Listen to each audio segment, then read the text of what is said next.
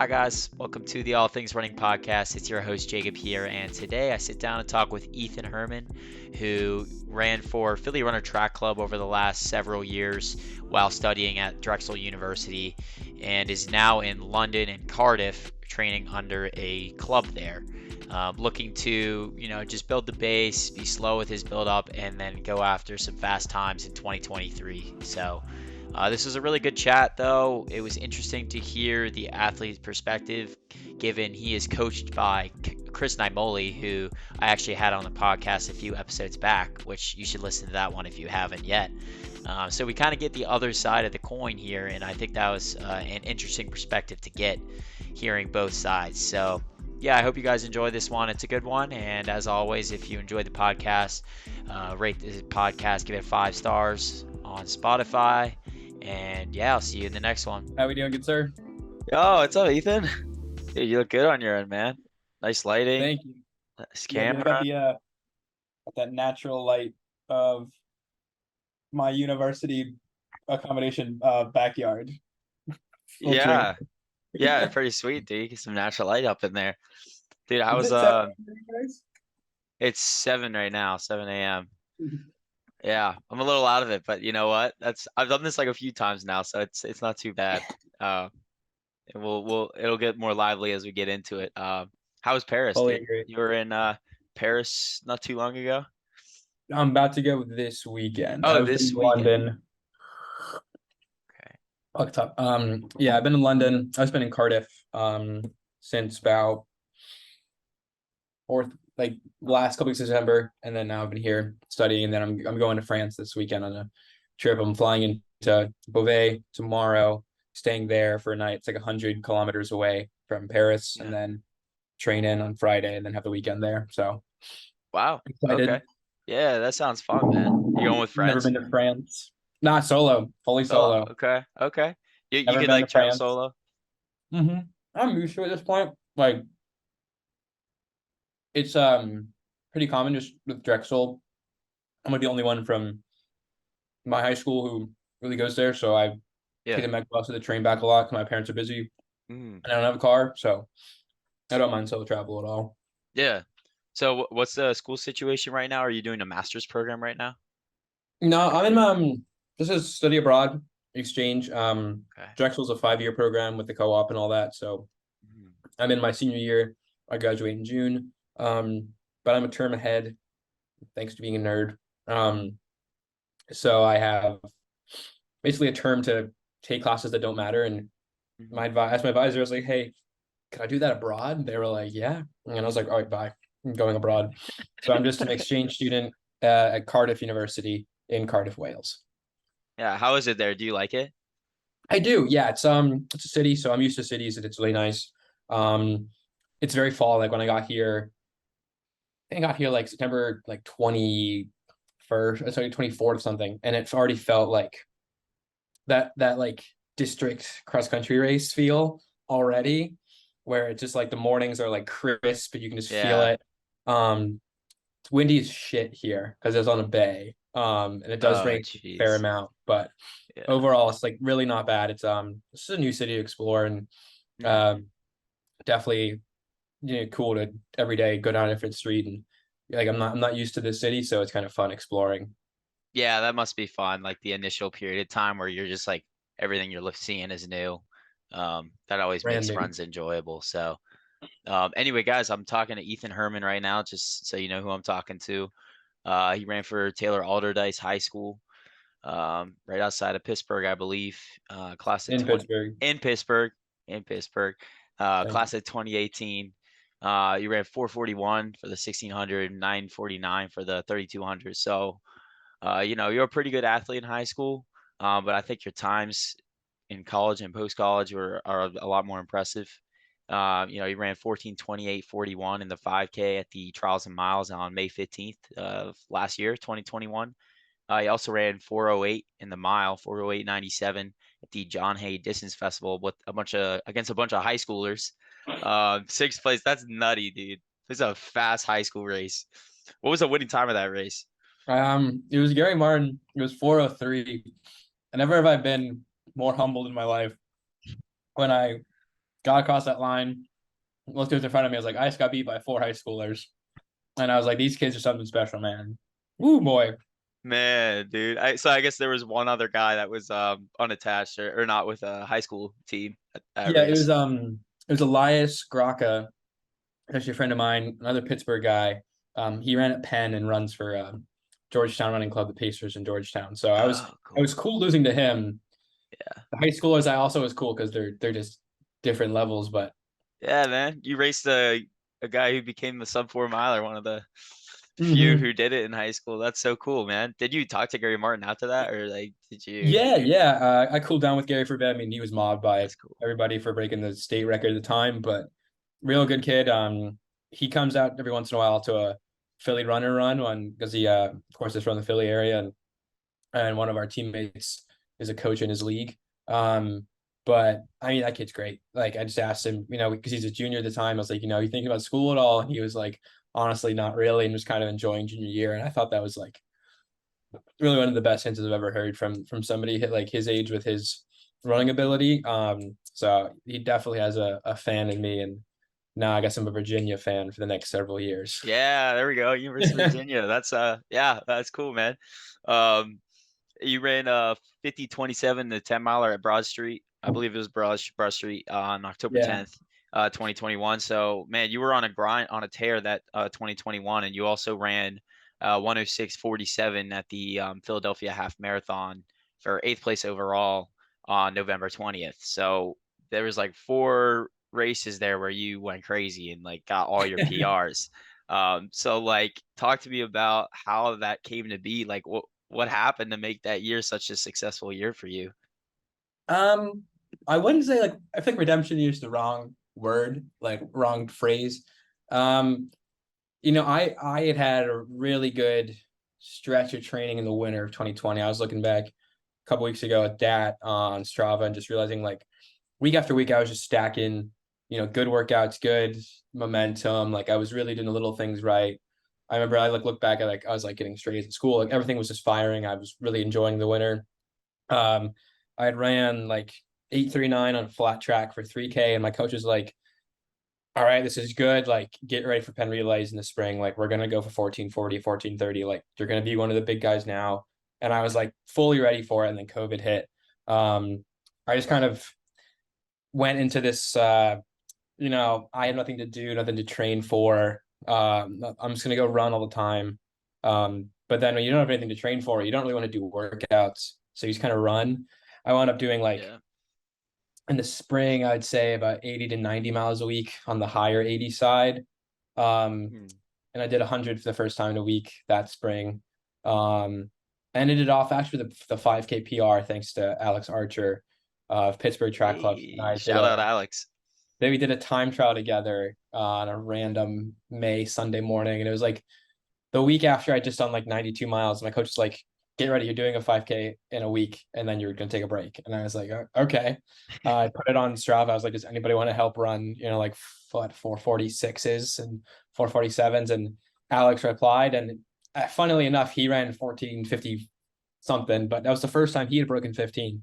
So we Wow, both got that's cool. PRs. He broke 15. Then I just kind of went into the summer, just kind of running and running and running. And when you just run like all your runs between like 7 and 7:10 pace for like 100 miles a week in the summer, your body's just going to eventually not like it. And I was really burned out and took 4 months off from running. And for everybody who knows me, like I just have such like a joy of running with people and doing those things and workouts. And I spent the first couple of months of 2021 just like embracing that again.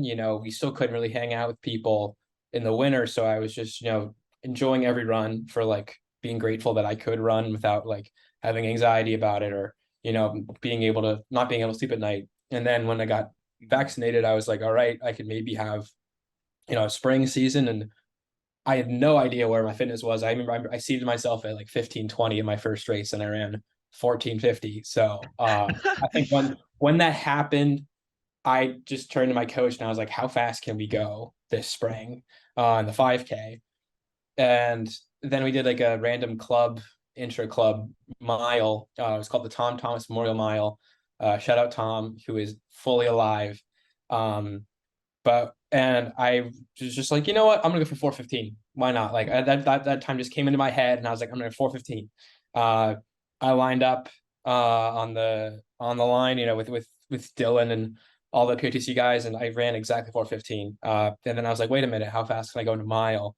And my coach was like, slow down. We have a 5K to do in a week, and then I did the 5K for sub 14:30, and I was like, all right, that's a great time to have this year.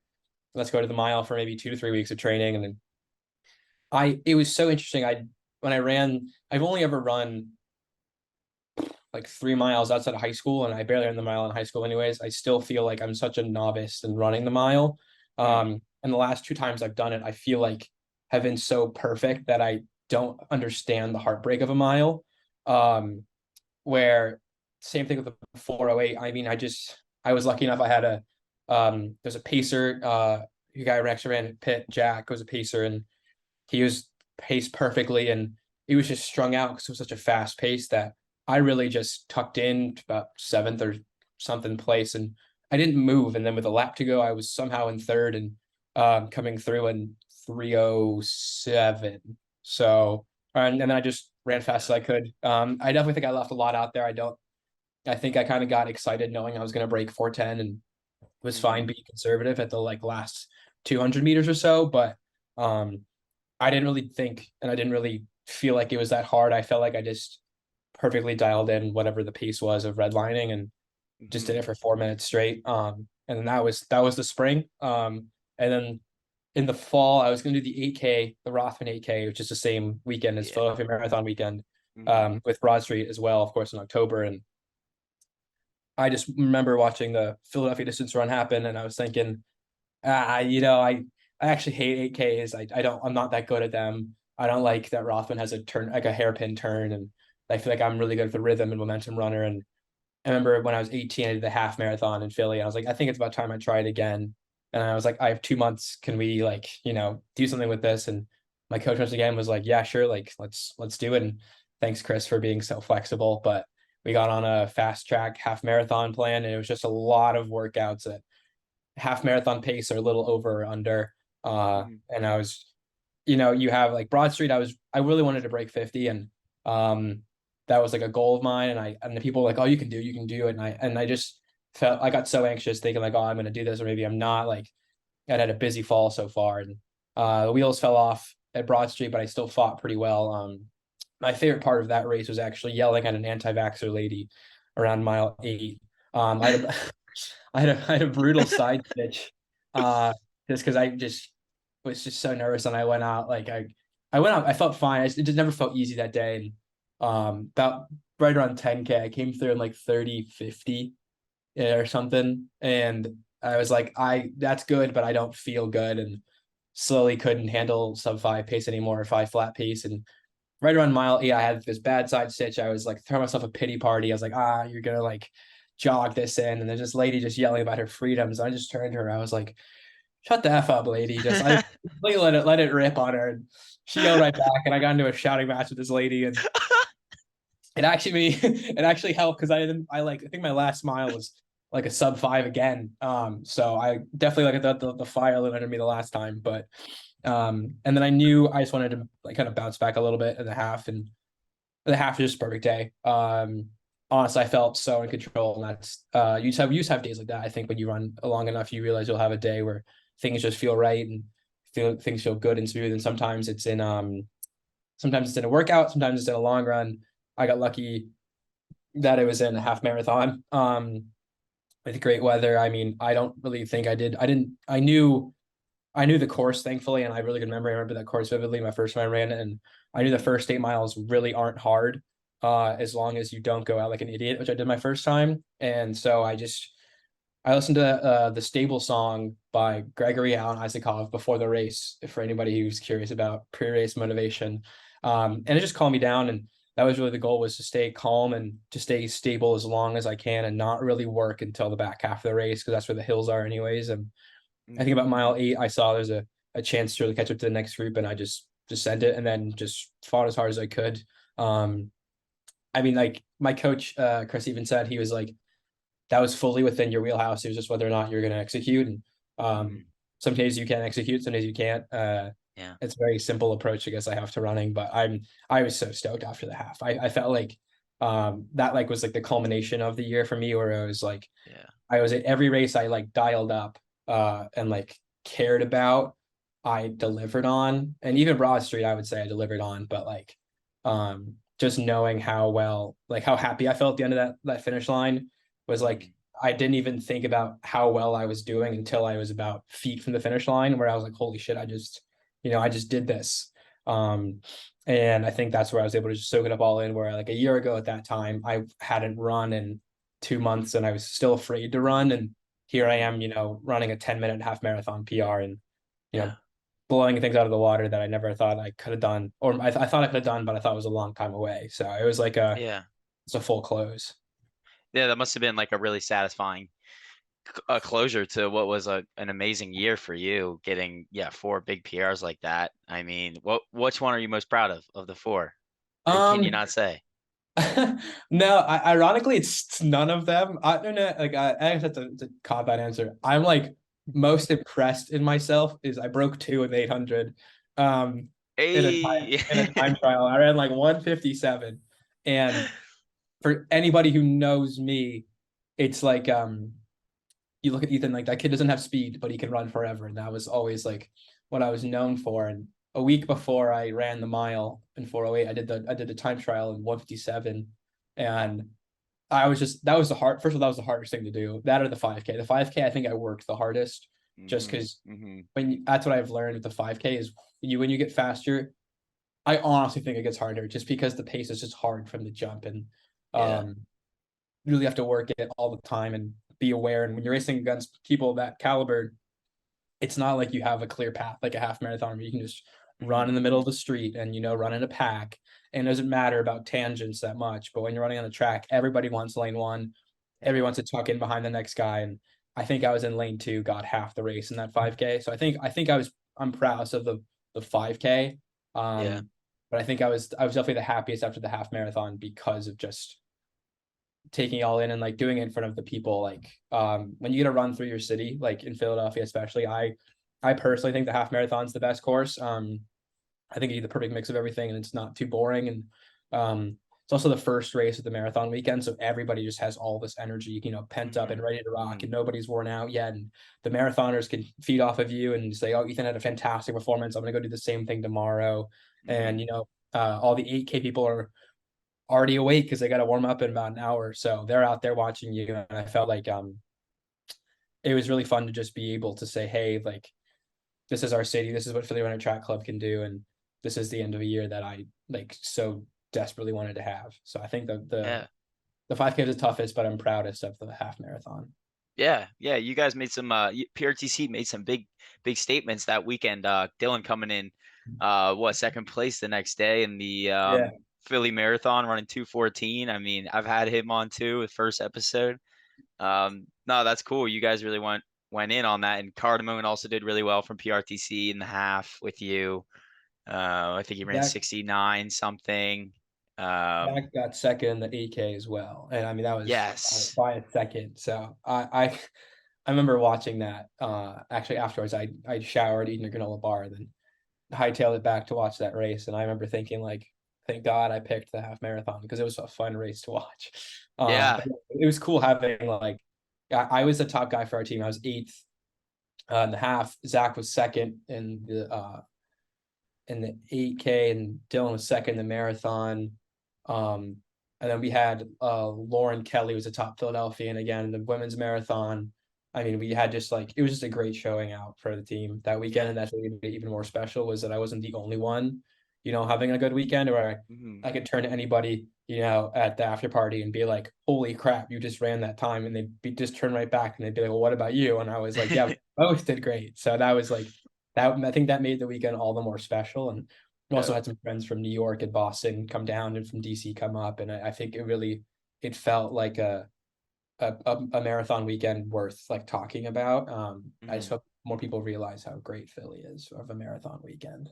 Absolutely. It's a fun weekend for sure. I was there both days, and the atmosphere there is really good. He's very energetic and lively, and it's fun to see everyone out there racing. So hopefully next time I'll be racing there with you, man.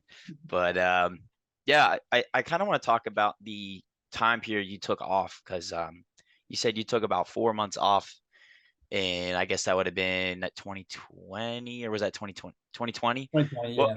So like, what led you doing that, and how did you like? What were you doing during that time off? Were you thinking about running at all? Or were you just like trying to get away from it entirely?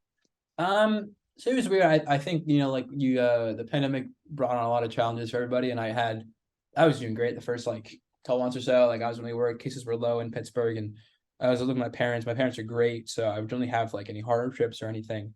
I think it's when the cases started to rise, and and like I had this sensation like, oh, it's kind of everywhere, and no matter how proactive I am with like masking and social distancing, like the chances that I could potentially give COVID to my parents like really just got to me. And eventually I had to like realize where I was like, Ethan, your parents are healthy and they can handle it, and your friends, your family can also handle, like it's not gonna, like the world's not gonna end on if that happens, because like you can't really control it. But I was kind of just running as well, like running way too much. I wasn't sleeping that well, and I just felt like my balance was off, like I was like a middle night, couldn't go back to bed. I was just sluggish in the runs. I didn't feel great. I felt like my heart rate was up, and I just was just like, I couldn't calm down. And I knew if I took away running, then I would be more calm, because that was something it wasn't helping. It was kind of hurting. And then I really took a long time to just kind of settle my lifestyle back down again and kind of get my mind back in check. And it wasn't until about early December where I really wanted to run again. I went to Philadelphia for like a month with my brother, and I think that helped me a lot, where I didn't think about running at all. I just kind of hung out with my brother for a month.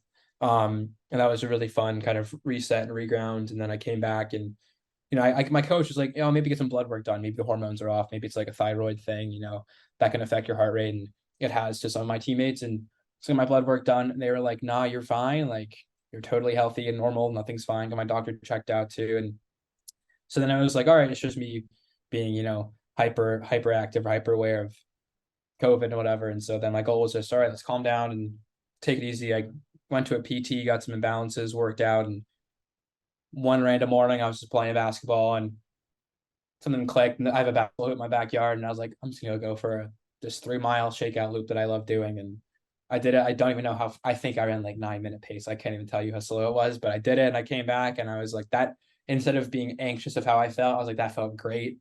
For the first time I did a serious run, I think it was Christmas Eve. I ran past my parents, and my parents said, like, you look like you were smiling and not like dreading the run again. Mm-hmm. And that's what started it. And then I moved back in to Drexel to be an RA again in the winter of 2021. I was asked to return, to be brought back 1,000 students in the winter. So I was a head RA of a building, and having my own space and my own schedule again, I think this was just all I needed. And I could wake up every day and do my own thing, have my coffee and a bar, and then go for a little run. And at that point we'd kind of realized, if you just run outside with people and don't like loiter, you're probably fine. And so I met up with friends for runs and outside, and that was amazing, like seeing teammates again. And then I just kind of slowly built back into the rhythm. And I think it went as soon as I got my dad got vaccinated really early on, because he works in the pediatrics office.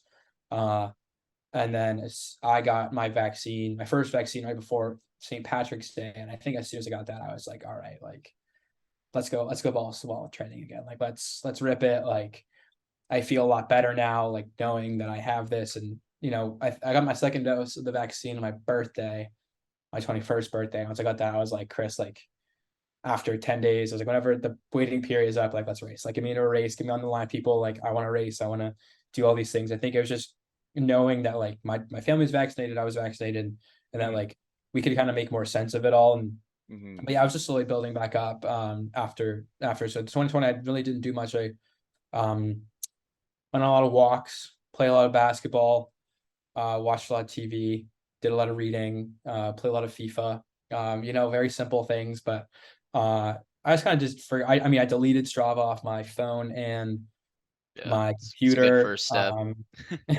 Really didn't look at Instagram running that much, thankfully the NFL was back, so I focused on that. But yeah, I just kind of took a clear step back, and Mm. that normally happens, I think, at a later age in time, for a lot of athletes. Just happened to be me a little bit earlier. And so I kind of had this perspective in 2021, being like, I'm, just 21, but I have this like what felt like an older appreciation for what it means to go running in the community. And that just made like every workout with the team on Tuesday nights so much fun. And every race lining up, like even if I'm nervous or whatever, like I just at some point in time, like even trying the anti-vax related, I like afterwards I was like, oh man, I'm still running like lights out, like compared to what I've ever done before, and Yeah. it's just that you have those moments. And like that year was like 2021 afterwards was just such a year to kind of remind myself that I'm still a capable runner of so much more than I ever thought possible, compared to even like me from my first year in college to my second year in college, like thinking like, holy crap, I never thought I could have done this. And it was kind of just soaking it all in. So yeah, I didn't really do much, and I think that was a very good thing, like running Yeah. wise. Like you just need breaks. Yeah, I think sometimes people are hesitant to this. I'm talking about myself included. People are hesitant to take breaks from running for their mental sake, just because of the fact that, excuse me, they know that they are going to lose some fitness, obviously, especially if you want to take a decent amount of time off. So they're hesitant to do that because they know that, when you lose fitness, you're going to get a little farther away from where you were before, meaning you're going to get a little farther away from having a chance of getting a PR as soon as possible. So people kind of hesitate to do that, but I think it's a very necessary step if you feel like you have an unhealthy relationship with running, or you're just anxious about running. Take a break, relax. Look what Ethan did. He went crazy in 2021 despite taking 4 months off. So you can afford to take a couple months off from running, or 4 months, 5 months, whatever. You can come back and still be better than your old self. Um, I think a lot of people can get in their head about that, um, including myself. I'm speaking for myself here. Um, but yeah, no, I mean that's awesome, man. And it looks like it worked out taking those 4 months off.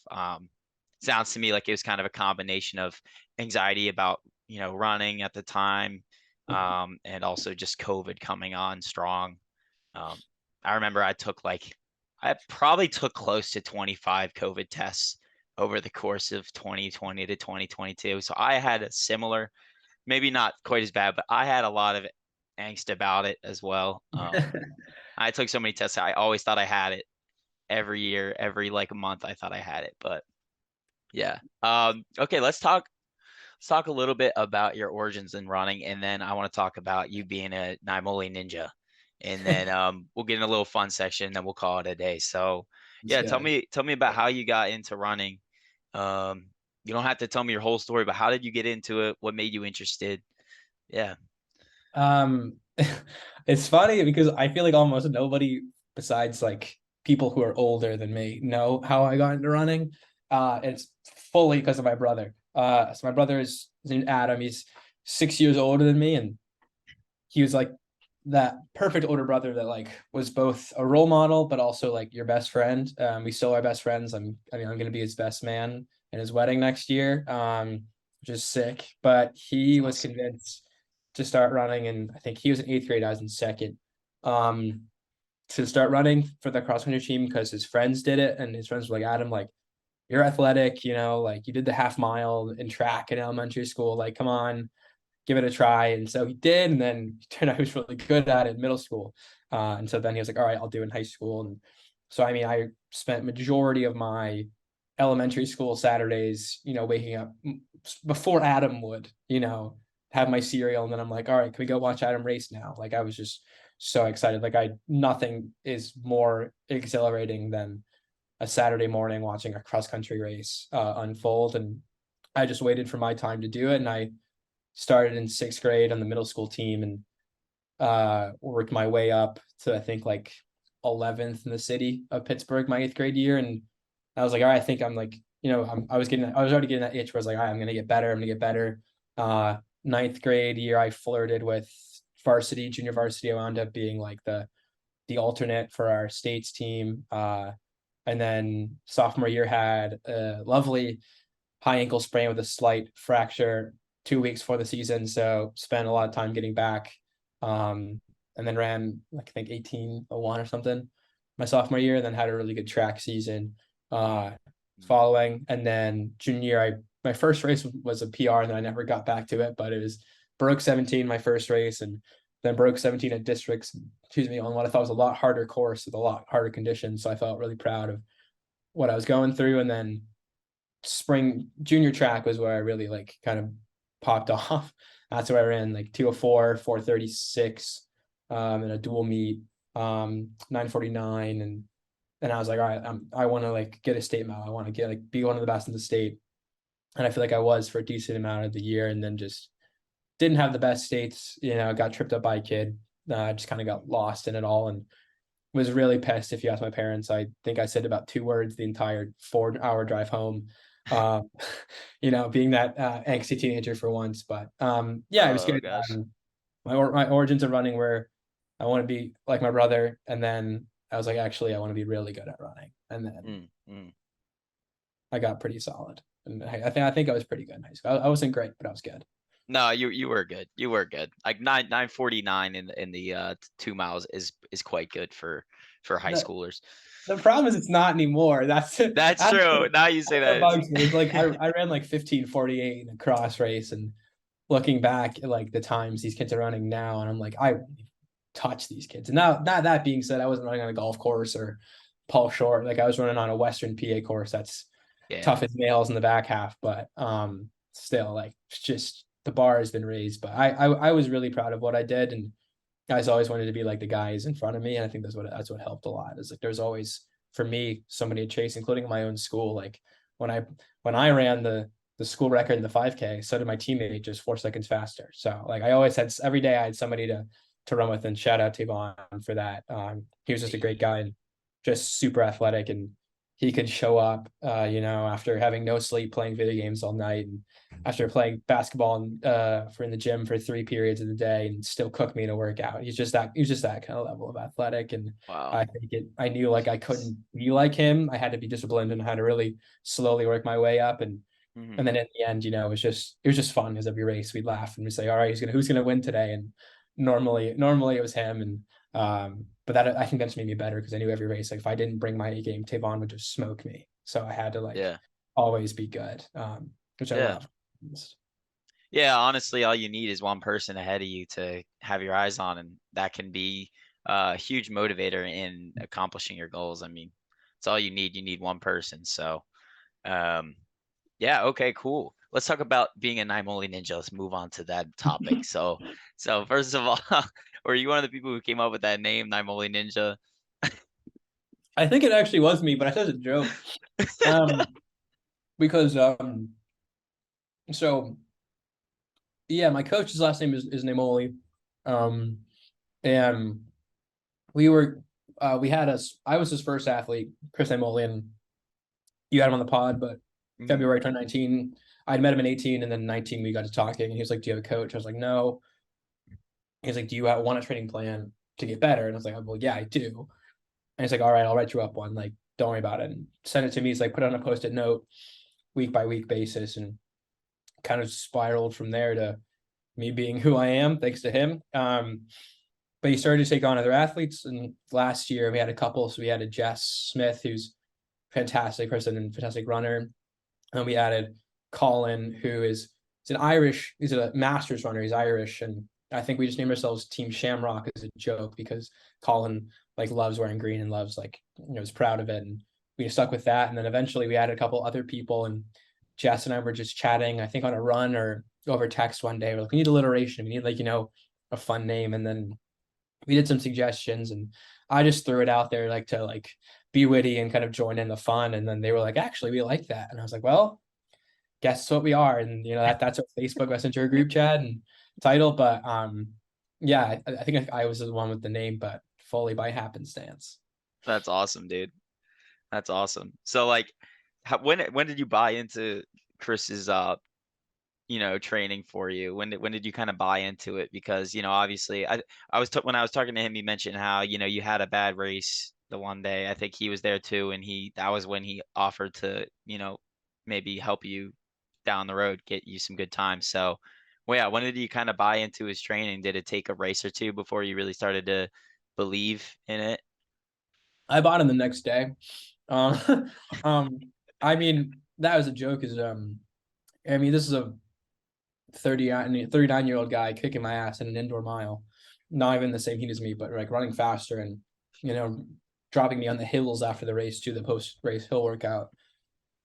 And I was like, that you just kind of know sometimes you're like, this is so much to trust. And, he reached out, I reached out to him. And I think that just showed me like he had an interest in my running. And I could tell by his running that he's mature and really smart and like just got the right head on for running and can think about it the way where at 39, he's looking like not like a hobbly old man, but like running smooth, running strong. And I was like, that's what I want to be like. I want to run until I'm gone 50 or 60. And I was like, I don't have a coach anymore. I would love to have one.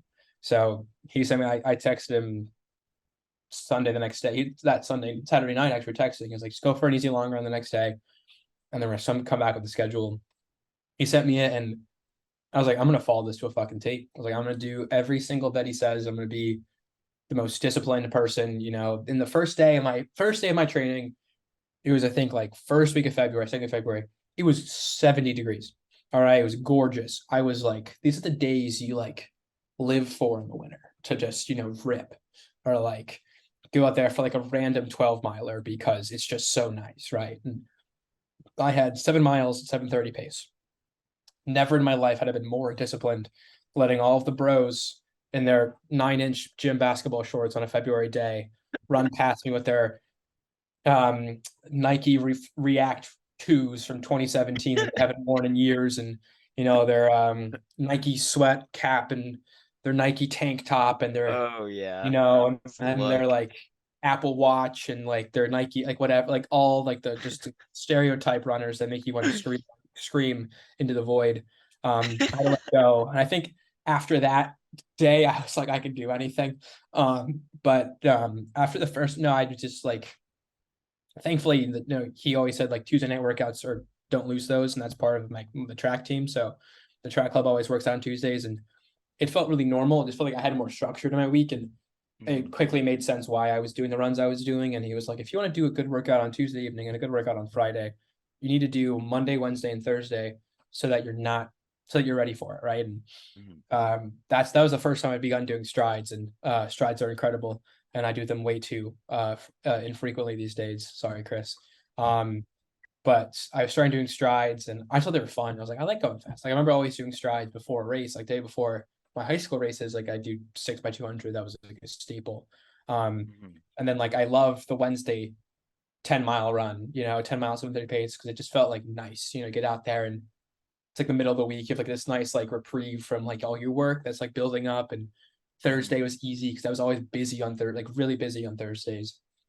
So I liked only having 50 minutes of running to do with strides. And I didn't have any Friday classes, so I could sleep in and, have my coffee and then think about this goddamn tempo I have to do. And I've never done a tempo before. And I had gone upwards to about like 20 by 400 and in high school. So like the volume didn't scare me. It was just doing like 4 miles straight had like never happened before.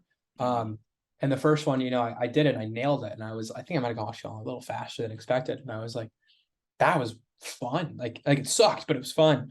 And then at the end of the first week, I did my long run and it felt good. And I was like, all right, if I feel good, at the end of this week of one of the biggest weeks of training in my life, like we'll see how I feel in a couple of weeks, but this is like I just got so excited. I just wanted to buy in. So the first 3 weeks I like wavered by 0.1 miles each week with like I was 65.1, then 0.2, 0.2. And by that time I was like, I understand. He said just give it like 6 weeks and like by 3 weeks, like it'll become your life. And sure enough, the 4th week I got a stomach bug. Missed a couple of days and he was like, don't worry, you're in it. And I came back slowly that week, did a good workout on Saturday, and then we right back into things. And I think that especially, I think maybe by week 4 after that stomach bug where I was like, no, this works fully. Like, let's just roll with it. So it really happened really quickly. I didn't even need a race. I just needed like to kind of wrap my head around what he was giving me. And I like picking things apart and understanding why things are happening. And Mhm. that's all it took really. It was just a couple of weeks of understanding what the goal is and what he's getting me to do. And I can like running is so beautiful where you can see progression like that. Like Mm. with basketball, which is my first sport, you know, you can see progression, but it's also so reliant on the team and the game and the season and the coaching and the refereeing. Every single game can be different, no matter if you are progressing, because you might not be able to see it due to all these other factors. Um, Mm. you know, Mhm. I was really basing off of like I had a pretty calm winter, so like every Friday it was roughly about 30 degrees and like a little windy in Philly. And I was like, all right, that's so the same conditions, and I'm just getting better and I'm getting like stronger. And so that I think it was just real quick of I understand why he's doing the things he's giving me and he's explaining them to me. And I love things with an explanation. And so it was really, really quickly that I bought in. Yeah, yeah, he seems like he knows what he's doing because obviously you raced really well since ta he taken you on. So, I think that says something to his coaching, and that's great, man. Yeah, what is his level of involvement in your running in terms of like, does he reach out to you every day or is it like every No, week? it's about, I mean, we text at least once a week, if not more. Right now he's like, let me go. And I'm doing a mix of, Cardiff University students, athletic club and a coach over here named James Thee. He gives me stuff to do. And, normally if I'm back home for a training week, I will text him about my workout. I'll text him the splits, and then I'll text him at some point during the week about how I'm feeling or something. But beyond that, we text on Instagram about random things and running stuff, and he'll send me stuff that he thinks is funny that he knows will get a laugh out of me, um, and then we'll text about like other people or like how Jess's workouts went or what he's thinking about like competition for other races, and so we're pretty involved. And then of course like also the personal side of things, like there's nothing that he hasn't experienced with friends or personally. And if you're like having a bad week, he always emphasizes like just text me and I'll reply within 20 minutes normally, and he's really good at that. So he's pretty involved. Right now, even not as much right now, but right now I'm not really running as much. I just kind of enjoying the time abroad. So Mm, he said, fully just like make sure that you actually have some fitness, and then we come back in the winter, and yeah. then I think it'll be really more dialed in again. Yeah. Okay. So you're not being coached under him currently. You are running for the club there in Cardiff. I mean, yeah, I'm just more so like running, I guess. Like honestly, at this Uh-huh. point, I'm just kind of running, hopping in workouts every once in a while. But um, I was talking eventually, but like this year, I don't have the fire, the drive that I did last year to run, like and really, really go all out. Mm, I'm just kind of in like, I'm like this winter and spring, I really enjoyed spending time with my friends that I had kind of missed out on during the pandemic, and um, I'm abroad this fall, and I will say Cardiff is it's less runnable than Philadelphia for sure. I know if I get more into running with people, which I'm trying to do, scheduling is just kind of tough sometimes. It'll be easier, but I just there's not as much of a drive to get out there and go to the line and race somebody. So mm, um, I think I'm with Chris and also with just like whatever group I can run with in Cardiff right now, and so it's kind of like talk to Chris about runs and general fitness, and then whatever workout they're doing, just hop in because workout is a good workout is a good workout regardless of anything yeah. else at the point. Yeah. How have you liked running for the club there? Do you enjoy it? I haven't really done much to be honest. I've really just been like Okay. I haven't been here long enough, and I've really just they did a lot of events for international students my first couple of weeks, so I really been going to those and kind of getting the feel of being an international student. They really take care of you here in Cardiff. Mm, So I miss a lot of running opportunities, and also I live on a floor of 27 people. So I've kind of spent, I feel like I'm a first year student again, which is kind of funny, but like just, staying up a little late playing card games and just talking to people and getting to mm, meet mm, people. And for once, I'm not like a part of res life where it's my job to like ask them questions, where this is people I live with, and it's really nice. So, yeah. uh, I did run this morning. I think I have a fartlek session tomorrow. If I check my schedule correctly. So that'll be fun. But Yeah. like I'm not taking it too seriously now. Okay. Yeah. No, it's good to have some downtime where you're not thinking too much about running and you're just going out there and getting in your run, but you're not really thinking so much about, okay, I got to do X and Y workouts this week to get me to Z or whatever. Exactly. So no, that's nice, man. Other thing I was curious about is like, what is that process like of sitting down with Chris and, you know, creating a plan for a race down the road? Like, how does that work going into each season? Um, Oh, it's really easy. It's basically he goes, figure out what races that you want to run, and then I will write up a program that gets you there healthy at the starting line. It's real simple. And that's why, like, the first thing he asked me was like, well, what race do you want to focus on my first ever spring? And I just said Broad Street. He's like, all right, we'll get you there. And that was the same thing with 2019. It was, you know, Rothman 8K and Club Nats. In 2020, it was going to be Penn Relays. And then last spring, it was let's do a 5K. 5K checked off. Let's do the mile. And then the fall, it was let's go do a half marathon. A little late, but let's go do a half marathon.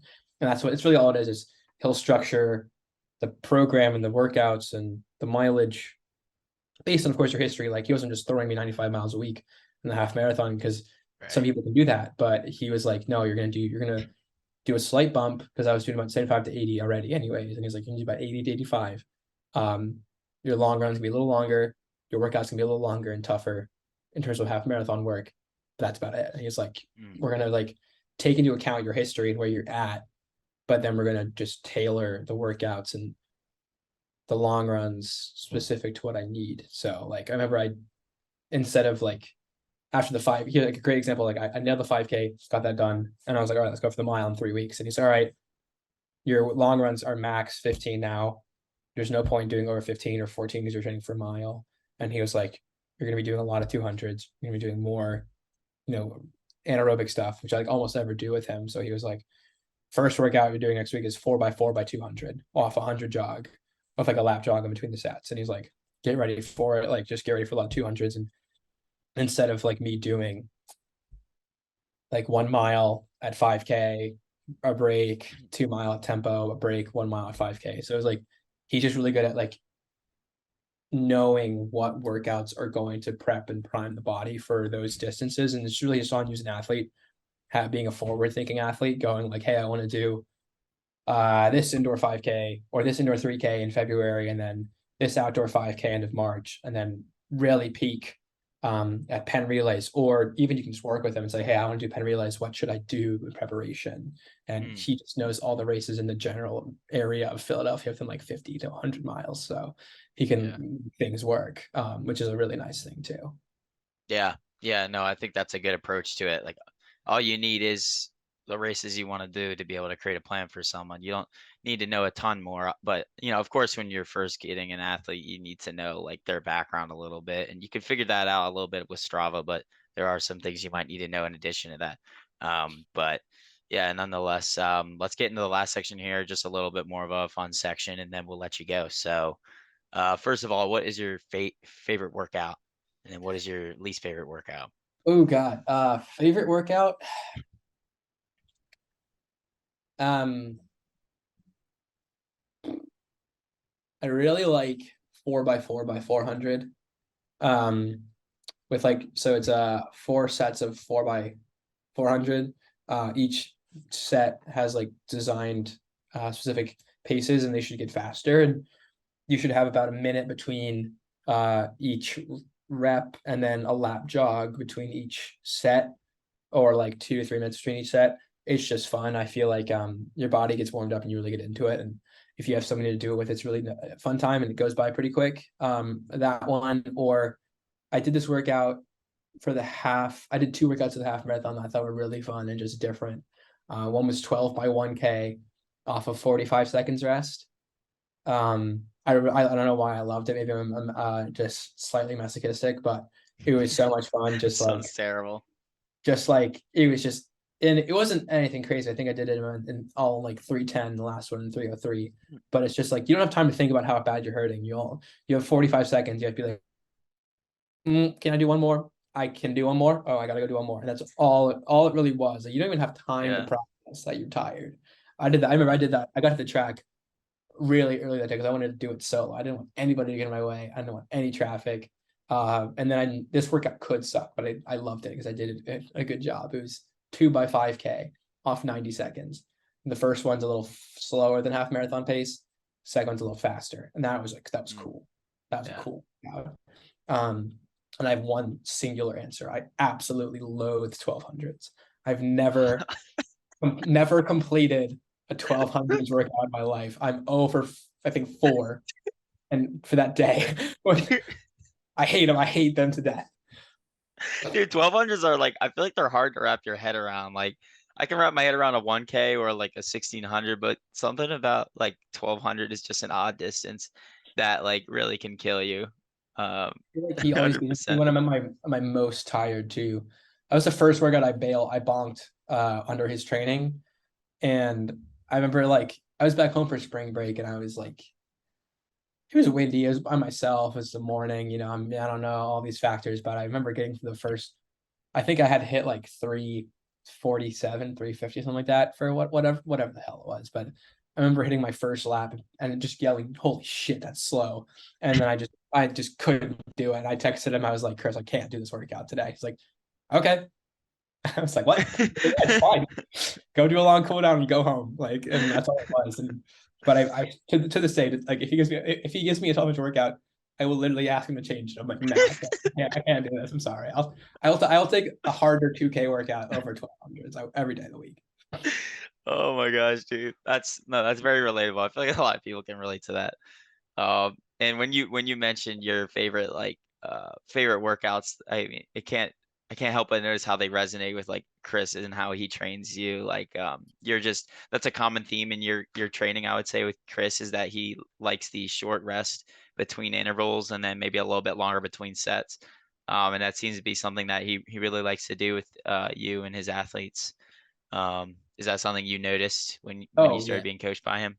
100%. I mean, in high school, you always want to run as a group, like run with the varsity group or JV group or like the top group, whatever, you want to be the team and kind of have that camaraderie. And also you don't want to break up, like friendships, whatever. But some points in the workouts, when all the boys want to start at the same time, like my teammate and I were just really, level ahead from everybody else. And so sometimes I'd have like 3.5 minutes rest and I'm like, my heart rate's down. Like I'm normal again. Like this is not helping me, and I'm somebody who just like when I get into a workout setting, I just want to keep the rhythm flowing, keep the reps going. And I actually like the short rest because I feel like once I just lock into that rhythm, then I'm there. And if I'm not on, then I'm not on regardless of the rest. Because the paces are set accordingly. But yeah, I remember I came back actually last fall. And the first workout I was gonna do, I chose a disgusting day, but it was humid, but it was like 6 by mile, right? And Chris was like, I texted Chris, I was like, can I do this? And he was like, yeah, 60 seconds rest. And I get to the track and the guys were like, all right, we're gonna do this lap jog rest. And I was like, that's so much rest. And I was like, never had that before in my life. I've never had that in like 3 years. So it's definitely a big change. And I remember I always loved telling people, I was like, yeah, I do this workout like in like 45 seconds and rest. And like, how do you do it? I was like, well, I don't hammer, like I think I do so much of my work at threshold and that's just obvious. Like I'm almost never really going into the deep zone 5 or like all out work. I'm always leaving there like could have done one more, like Yeah. and then every once in a while he's like, try out this tough one. And then Yeah. if we can hit it, then it's like a really big confidence booster. But he really focuses on you can always build your aerobic engine more, and the threshold really will help that. And then at the same time, like when you have a bigger engine, you can then you have your bigger range, right? So you can really tap into those faster paces. Like he said to me, he's like, look, I just ran like a low 15 5K. I hadn't touched anything under like 80 seconds or like 70, whatever random pace it was in like weeks. Like, but what I was doing was building my engine up so that I could handle this pace for a long time. So that was very, very clear indicator that that's the goal for him. Yeah. So No, when I see 45 seconds in one of your workouts, I know for a fact that you're not doing like race pace type efforts. Like it's definitely like threshold. There's no way you could do that with, I mean, you could, and it could be like a race specific workout to see if you're ready. I know you've done some of those where you've done like 60 seconds rest for 1Ks, and you hammer them. at your goal race pace, and that's a time where that's appropriate. But otherwise, when I see 45 seconds, I'm like, yeah, he's doing threshold work. There's just no way he's doing like race pace work right now. God Uh, no. so what's your favorite race distance, and then what's your least favorite? Ooh. My favorite is either the mile or the half marathon. Truly just I love them both. I think half marathon is my favorite as of now. I just feel the most comfortable. I feel like so at ease, and I can there's just so much time to make moves and make decisions, and you can really like mentally win that race as like with each passing mile, you can really just get even more confident. And I feel like with a mile you can't really think, and then a 5K you're just focused for however many minutes you're running a 5K. And same with the 10K, Yeah. we gotta be focused. But Yeah. the half marathon it's just so much fun. Least favorite, 8K. I don't like the 8K. I've yet to figure it out. I think I'm really good at running mile pace, and I'm really good at not running 8K pace. Because it's weird. Like I feel like I've done these paces faster than these before, for a 5K or for a mile, and like just the 8K just seems like a weird thing to me that I just can't figure out.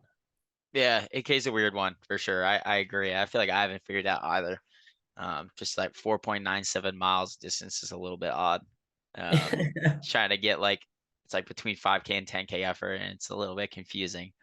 Okay. Yeah, let's go into the last section here, then we'll go. So choose one or the other. I'm just gonna give you two options. It's Sounds pretty good. simple. So track or road?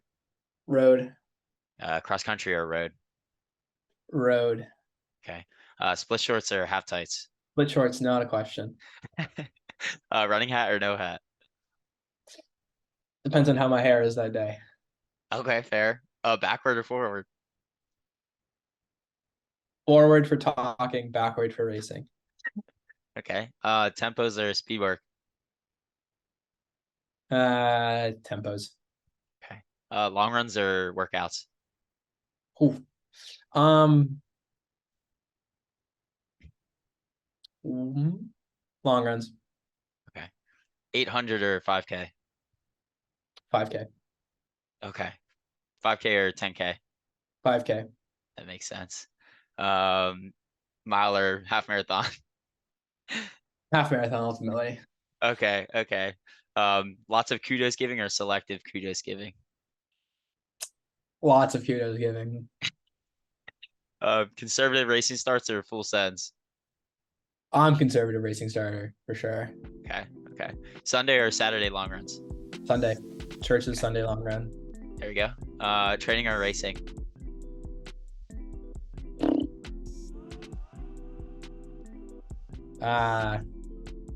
Racing. Okay. 400s or 1Ks? 1Ks. Okay. All right. That's all my questions, man. That was fun though. That's all I had for today. But again, thank you so much for coming on, Ethan. Do you have anything you want to say for the people? Well, thank you for having me on as well. Follow Philadelphia Runner Track Club on Instagram. There we go. And then I would say watch out for me in 2023 in a different race distance. That's all I'm gonna say. Okay, okay. That's all you're gonna give? That's all you're gonna give? All I'm gonna give. I love that, man. Awesome. Thank you so much, Ethan. And maybe we'll talk again in a bit. So Sounds good. all right, see you, man.